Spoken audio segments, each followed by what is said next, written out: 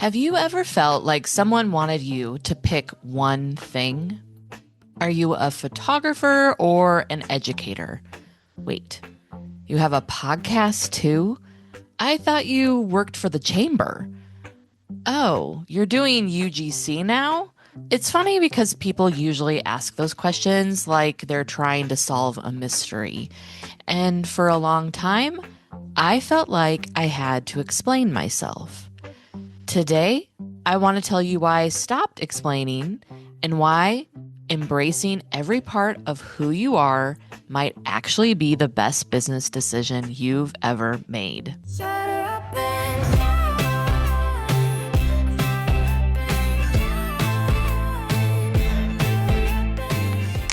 Hey, friends, welcome back to The One Behind the Lens, the podcast where we talk about photography, creativity, marketing, and building a business that actually fits your life. I'm Kate DeCoste, photographer, educator, podcast host, and apparently a professional collector of side quests. If you've ever felt guilty because you have too many ideas, if you've ever wondered if you're hurting your business because you're interested in more than one thing, this episode is for you. I think somewhere along the way, we learned that successful people are supposed to have one identity. Doctors are doctors, teachers are teachers, photographers are photographers. Simple, neat, easy. But creatives, we're rarely built that way. We're curious. We like trying new things. We love learning. We get excited about projects. And then somewhere, someone says, "You're all over the place." Yeah. I didn't start as a photographer. I started in theater. And if I really back up to where I really started, I really started in music and just basically performing for anyone that would watch or for no one. But as my professional career, I started out in theater. I was a stage manager. So I coordinated people, solved problems, I read the room. I stayed calm under pressure, even though inside I was not. And guess what? I still use those skills during every single portrait session. Then photography became my career, then education, then speaking, then podcasting, then marketing, then content creation, then working with the chamber. Someone looking from outside might think, wow, she can't decide. But here's what I know now: they're all connected. Every one of them makes me better at the others. Your passions cross pollinate. I love that phrase because your passions don't compete. They feed each other. Photography taught me storytelling. Theater taught me directing people. Podcasting taught me interviewing and conversation. Marketing taught me communication. UGC taught me short form video. The chamber taught me community building. And guess what happened? Every single business got stronger, not weaker. So the lie about niching. Now, before somebody clips this episode and says, "Kate, said don't niche," that's not what I'm saying. Your audience needs to understand what problem you solve. And I'm sure you have heard that phrase. Like, what is the problem that you are going to solve as a photographer or as a marketer or whatever your business is? That's marketing. But you don't have to become one dimensional. There's a difference. Your business can have clarity while your life has variety. The big thing about niche is I think we start to pigeonhole ourselves in say you're a photographer and you love photographing weddings and seniors and families, and then someone tells you that you need to pick a niche. Now, then you're thinking, can I only photograph these one things? No.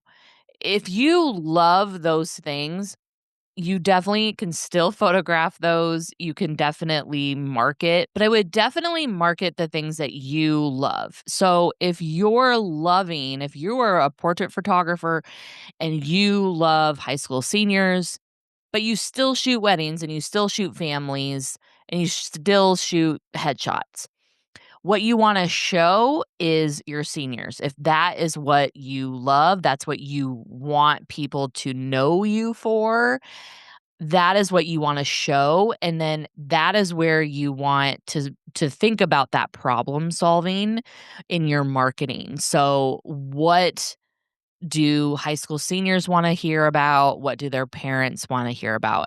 And that's when you think about niching. Time out, friends. If you're a photographer, how many different platforms are you using to run your business? Editing software, client galleries, contracts, invoicing, your website, a CRM.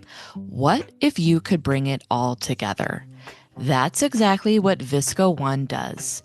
It's built for photographers and helps you manage your clients, book sessions, send contracts and invoices, edit, deliver galleries, and even showcase your work, all from one connected platform.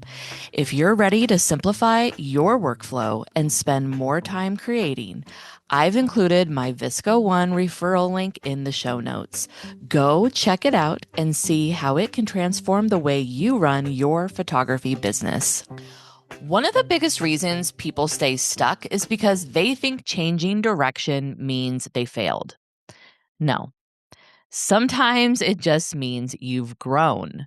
The photographer who starts teaching didn't quit photography. The photographer who starts a podcast didn't abandon photography. The business owner who opens another business isn't distracted. They're expanding. Sometimes the next thing isn't replacing the first thing, it's supporting it. Now, here's the thing I hear a lot about is what if people get confused? And don't get me wrong, even just because last month I closed my studio location, I have definitely had a few people reach out, or if I've seen them, they're like, "Well, what are you doing now?" Well, I'm doing the same thing. I just don't have a studio. I'm still photographing seniors, still doing headshots, still have a podcast, all of the things I'm still doing, but I'm just doing it in a different way.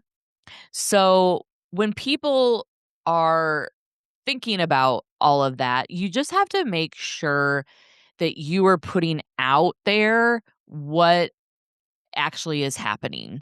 So if you are starting a new journey into another business or another little side hustle and you start promoting that, just make sure you are still promoting the other things that you're doing. People are a lot smarter than we give them credit for. They know Nike sells shoes and clothing and equipment. They know Disney makes movies, owns cruise ships, and theme parks. People can understand that humans have layers too. You just have to explain how everything connects.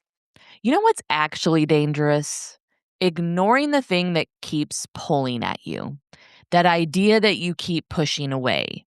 That project you secretly want to start, that class, that podcast, that YouTube channel, that painting, that product, because someone once told you you should focus.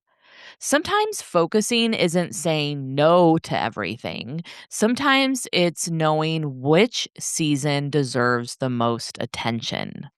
I love thinking about business in seasons. There have been seasons where photography was 95% of my world.